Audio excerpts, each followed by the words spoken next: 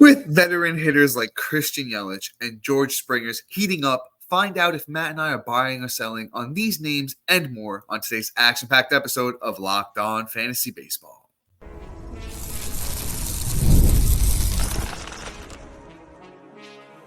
You are Locked On Fantasy Baseball, your daily fantasy baseball podcast. Part of the Locked On Podcast Network, your team every day. Hello, fantasy baseball fanatics, and welcome to the Locked On Fantasy Baseball podcast, brought to you by the Locked On Podcast Network, your team every day. As always, thank you for making us your first listen each and every day. I'm your host, Dominic Martino. You can find me on Twitter at DomMartinoFB. Here, as always, with my brother, my co-host, my partner in crime, Matthew Ane, and you can find him on Twitter at Matthew_Ane. If you're listening on a platform like Apple or Spotify that allows 5-star ratings and reviews, we would truly, truly appreciate it if you could do that for us. And if you're watching on YouTube and haven't already, hit that little bell below. It subscribes you to the channel and gives you notification every time we drop a new episode. And lastly, but most importantly to Matt and I, guys, join us on the Subtext platform. Through Subtext, it's an in-depth, personalized experience with text messaging alerts right to your phone, including waiver wire rankings, prospect call-ups, and much more than we can offer in this 30-minute episode. And if you are interested, you can find the link in our bio wherever you're watching or listening, and it's available on any of our social media platforms. And today's episode is brought to you by FanDuel. Make every moment more as playoffs wind down. The sports stop sporting like we want them to, but this summer FanDuel is hooking up all customers with a boost or bonus daily. That's right, something for everybody, every day, all summer long. Visit FanDuel.com to get started today. And Matt, you know what? I mentioned a couple of veteran hitters up at the top. And these guys are interesting. I think the people really want to know what to do with them. And why don't you take your pick and lead the way? So I feel like we should start controversial because I think we're gonna start off on two different sides of the coin actually on this one, and I actually want to hear the case for before I go against, and I'd rather you start off and talk about George Springer. Oh, okay. So the reverse, Matt did the Uno reverse card on me, guys, and I'm kind of digging it. I normally don't get to do this, but you know what? Let's talk some George Springer, right? And the thing about Mr. George is he's had a off season. I wasn't really buying into George Springer coming into his age 34 season, coming off a decent year last year. Actually, more than decent, a 2020 year last year. But according to George Springer's standards, it was a little bit down. Like I said, Father Time's undefeated. I say that a lot. But George Springer's been really good for at least the last 2 weeks, and I think there's a little bit of a window here to kind of sell high. George Springer over the last 2 weeks, 10 runs, 5 homers, 16 RBIs, a steal, 386 batting average. And once again, George Springer is playing for those Toronto Blue Jays these days, in case you forgot. And he's hitting leadoff. I just don't think, he's going to be fantastic. Some of the underlying stuff looks good. Some of it looks bad. I'm not really buying into all of it. He's still pretty fast for a 34-year-old. That's something you can't really dispute. But, I don't think the steals are going to be crazy if he gets, 18 again. That's a lot. If he gets close to the 2020 that he did last year, he's not going to get that 258 batting average again unless he really, really goes off. I know he's been doing well, but I don't see it being any better than 230-ish, 240 by the end of the year. So maybe there is another, little hot stretch here. But I think sell while you can. He's just an injury away from, missing the rest of the season. I know the last 2 years have been decent when it comes to playing time for George Springer, but the last 2 years before that were pretty bad, and I'm not buying in. I'm not trusting George Springer anymore. So the thing about George Springer is in a lot of leagues he was actually dropped. At one point he fell about like 54%. Yeah. So like he had a atrocious start, and like everything you're saying is kind of like the sell high kind of window is here. And I agree with that notion, but I actually think there's better days for George Springer. And he's kind of more of a hold for me. I don't even think I'm going to go out and trade. I think he's more of a hold unless you're able to really upgrade, in my opinion. Other than that, I'm actually holding. He's been really good over the last couple of weeks, and the underlying stats ain't that different between, last year and 2022 and 2023. Like he's never really been like a good average exit velocity guy. He's down about a mile per hour from 22 to 24. The biggest thing that I see is just a hard hit percentage. That's dropped about like 6 points, but that could easily be made up in a month. And his StatCast has been going in towards the right, which is towards red, versus blue going to the left. A lot of things are looking better for him over the last couple weeks, and have been really driving this. A couple weeks ago, this would have been all blue, but now we're starting to see some things in the positive direction. And I think it's going to continue to keep going in that way. I mean, the X batting average is actually a 263. The X WOB is a 339. Like, he's barreling at least 8% of the time. And I think that's going to start going up. The only thing that truly concerns me about him is this the launch angle sweet spot. I really want to see that come up a little bit more. And if he's still performing up to this in a week from now, and we haven't even seen the percentage go up a little bit, that's when I say, okay, sell high. But if we do see the increase from this Tuesday to next Tuesday, then everything I'm saying is tracking, and we need to hang on to him, because the second half can be actually pretty explosive and can kind of take you to the promised land if you really think about it. Because if George Springer catches fire, it's going to be a good time, because George Springer still is a good baseball player. He's never been bad. Father Time has been catching up, but who knows? Maybe we see that second half resurgence and he's just going all for it, because this is the end of his career and whatnot. So I want to see one more week, and then I'll be ready to either, send him off in a trade and sell it as super high capital, or kind of just, essentially hang on to him. And I think that second half is going to be better. But anyway, yeah, I'm going to move on here unless you got a rebuttal, Dom. No, I agree with everything you said, and I think we echoed pretty much the same sentiment. Besides the fact that you want to hold on a little bit longer, and I'm just kind of ready to sell high on the capital that Okay. he's giving you right now. Yeah, I mean, yeah, without a doubt. Sorry, I'm trying to tee up this next guy here, and that's Christian Yelich. Of course, yeah. Yeah, so we got Christian Yelich here. My guy from the Brewers. He is pretty damn good. That's all I gotta say. He's having a decent season. 246 at bats, 42 runs, 11 doubles, 3 triples, 11 bombs, 41 ribs, 19 stolen bases, batting a whopping 329, and an OPS of 940. Now, here's the thing. He hasn't really been that good of a hitter in a very long time. Last time he hit, 321, he won MVP, and that was in 2019. That isn't going to stick around. I think he's kind of that more 250 to 260 batting average guy. I think there's worse times to come. The home run pace is absolutely off pace for him over the last, 6 years. This is his best home run pace. I don't think this is sustainable. The ribbies, again, don't think it's sustainable. The runs is the only category I will say would be sustainable with him. So the way I'm approaching him is I am getting rid of him for a whole lot of reasons, other than the fact that he's on a pace that honestly cannot be kept up. So, like, you go back to last year and you compare a couple things. Yes, he hits the ball pretty hard at a reasonable thing, but he never is able to go ahead and take advantage of it because of his launch angle sweet spot. And he doesn't get that real, pump. And even this year, he doesn't. He's only doing it about 32%. So without that launch angle going in a right direction and going up, he's not going to be able to hit the ball over the fence like he is right now. So there is worse days to come. Maybe not as bad. It's not like going to be doomsday or Armageddon, but ultimately this pace that he's on puts him in a spot where you could sell high and really capitalize on the value.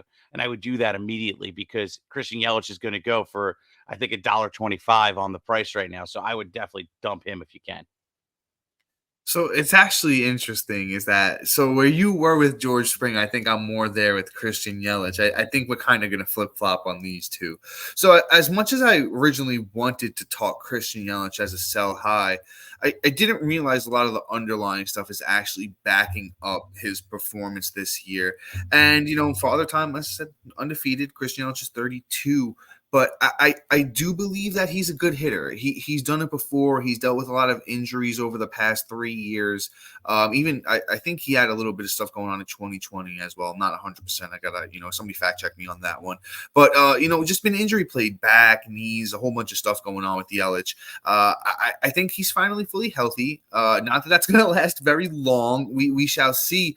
But when you really just do look at the stuff, the batting average is real. We know he can do that. Has done it before. before, and he's a career 288 batting average guy. So I do buy that. Hitting the ball hard, not walking, walking a lot, not striking out too much. The speed, even the speed is legit, at 82nd percentile sprint speed for Yelich. So I think, as Matt said, if you can get $1.25 Yelich right now, totally go ahead and do it. I think if you get a top 10 outfielder, top 15 starting pitcher for Yelich, I'm doing that right now. But if not, I'm willing to hold and kind of just see where things go. Maybe he can ride out the rest of the year fairly healthy and give you a 300 plus batting average with close to 20 homers and maybe honestly 30 steals with a lot of runs. So play your hand with Christian Yelich. But coming up next, we got an interesting bat and a couple of good, interesting pitchers before we do move into the other portion of this episode. And once again, that's coming up next. And I love sports. I love them so much. I never want them to stop. But as the playoffs wind down, we get fewer games, and the sports aren't sporting like I want them to. But FanDuel lets me keep the sports going whenever I want to, and all I have to do is open up the app and dream up bets anytime I'm in the mood. And this summer, FanDuel is hooking up all customers with a boost or bonus daily. That's right. There's something for everyone, every day, all summer long.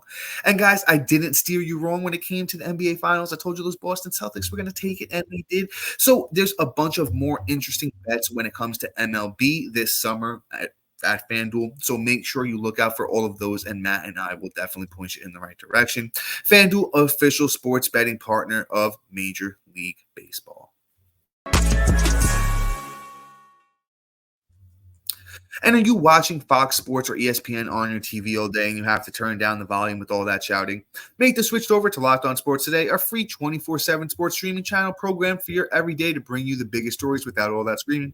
Locked On Sports Today brings you can't-miss analysis, opinions, and news streaming 24/7 on the YouTube or free Amazon Fire TV channels app, part of the Locked On Podcast Network, your team every day.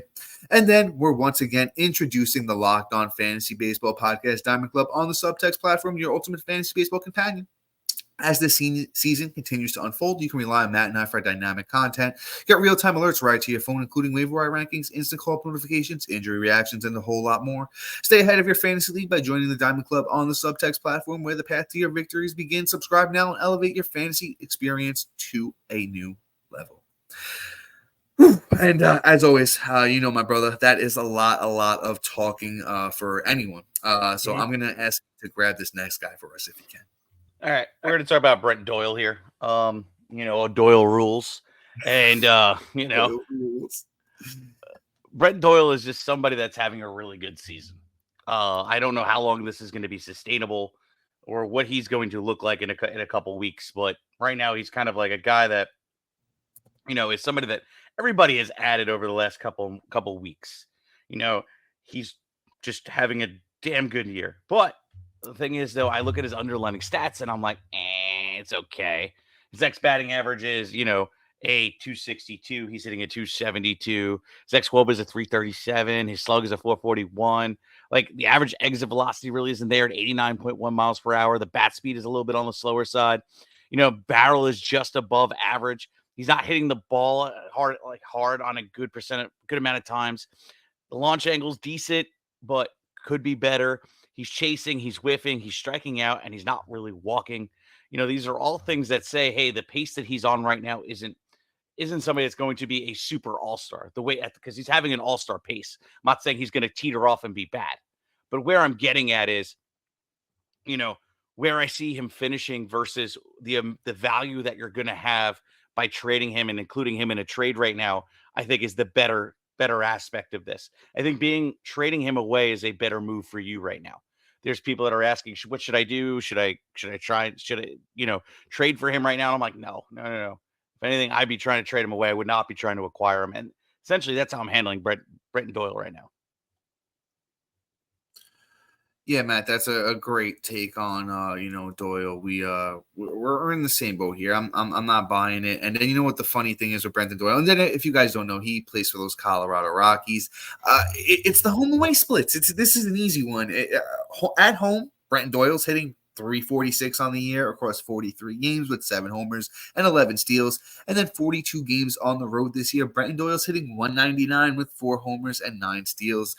He plays half his games in Coors. It's a very simple, easy one here with Brenton Doyle. I'm definitely not buying in.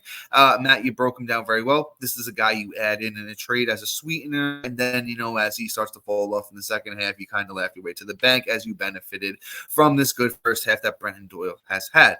Let's wrap things up. We actually got 2 more starting pitchers for you guys, but this next one is Nathan Eovaldi. I feel like we talked about him a lot last year. I think we've even talked about him a little bit this year, and it's just not buying into how good he's been. Nathan Eovaldi is a serviceable starting pitcher. He is pitching for those Texas Rangers these days.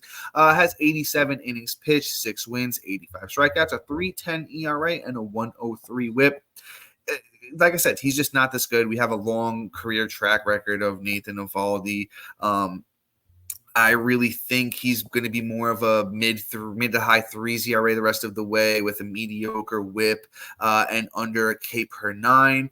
A lot of these guys are just sweeteners in trades. They're names that I don't think are going to be as good as they've been. You just kind of talk up the numbers, even though some of the underlying stuff does look decent, for Eovaldi. He's still getting hit pretty hard, and, the breaking stuff doesn't look that great. But like I said, the underlying stuff for ERA, mid to high 3s ERA, I really think you could just benefit by getting Nathan Eovaldi off of your team and just throwing him into a trade as a sweetener at the moment. Yeah, no, I completely agree. I genuinely don't have much else to add except for, obviously he's not the guy we were drafting 2-3 years ago where like he was this super valuable guy, but he does have name value and he's performing. So people might buy the name and the talent to give it a little bit of a boost. So, great take, Dom. I'm going to move on here. We're going to talk about Andrew Abbott. A guy we've actually been pushing to like, hey, go ahead and pick up because he's been really good. But, it's not like I have any argument against him being good. It's just he's not super, super elite or, going to push you over the hill in terms of, winning games because he's not really doing like a K per 9 situation right now. He has 96 innings pitched with 74 strikeouts. He did have that in the minors, and I think there is another level, but I don't think it's this year. It's not like he has also like a blowaway fastball. He's not getting guys to chase. He's not getting the whiffs or anything of the sort. He's still walking guys, and he's not giving up hard contact, but he isn't producing ground balls, which honestly is all bad signs for when you're pitching in Great American Hitter Park.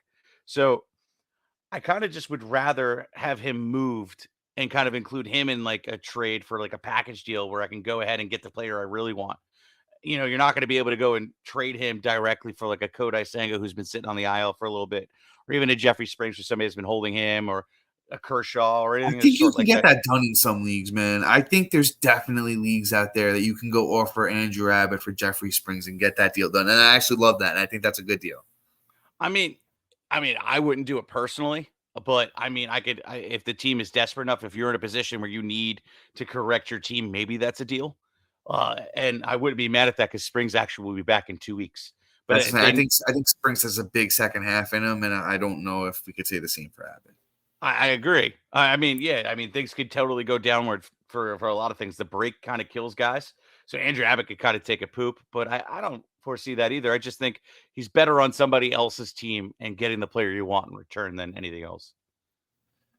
Yeah, no, and you're on the right track there. I just firmly believe that pitching has gone downhill, at least for the last month, and we're seeing all of these pitchers, and not necessarily that we've seen this with Abbott because it's like he's still actually been pretty good in his last 3 starts, including that one against Boston on June 21st where he went 5.2 innings, gave up a couple runs, struck out 10, and just looked really good.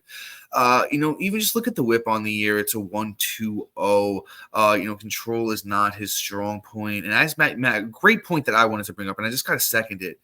he's not giving up a lot of ground balls. And, what happens when they start going over the fence? What happens, Great American Small Park, you mentioned it's bound to happen.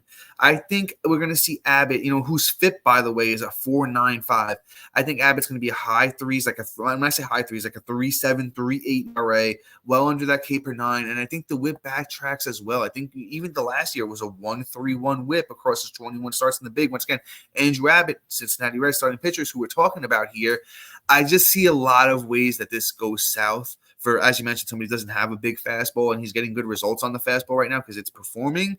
But I just don't see it happening for the rest of the way. So I think Andrew Abbott is another sweetener. Trade him while you can. And coming up next, we have some great names that you need to go out there and get. And honestly, you guys need to stick around because I'm not giving any of those away. And once again, that's coming up next.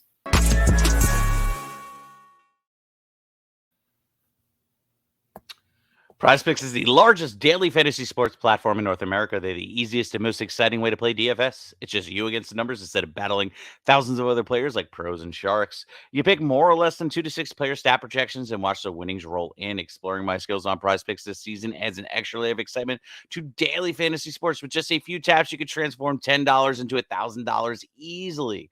PrizePicks is incredibly user-friendly. You can make your selections, submit your entries in less than 60 seconds. And as the host of Locked On Fantasy Baseball, I might as well get you started with some good picks.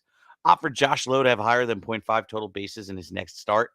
Opt for Pete Alonso to have 0.5 home runs in his next game. And opt for Bryce Terang to have higher than 0.5 stolen bases in the next game. Download the app today and use the code LOCKEDONMLB for first deposit match up to $100. Again, download the app today and use the code LOCKEDONMLB for first deposit match up to $100. Pick more, pick less. It's that easy with PrizePicks.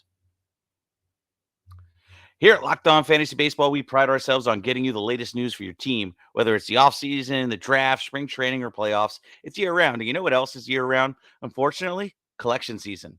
Just because the tax season is over doesn't mean the IRS will stop coming for you for your unfiled taxes. The IRS can garnish your wages, levy your bank accounts, and even seize your properties. Don't let the IRS target you. Let the licensed professional tax experts at Tax Network USA go to bat for you. With over 14 years of experience and an A+ rating at Better Business Bureau, Tax Network USA has saved over $1 billion with the B for their tax debt for their clients. Whether you owe taxes, have complicated matters that require tax planning, or finally hit that parlay this season, and you need help filing that correctly, yes, you do need to pay taxes on that. Call 1-800-549-1000 or visit tnusa.com/lockedon or see the link in the description below.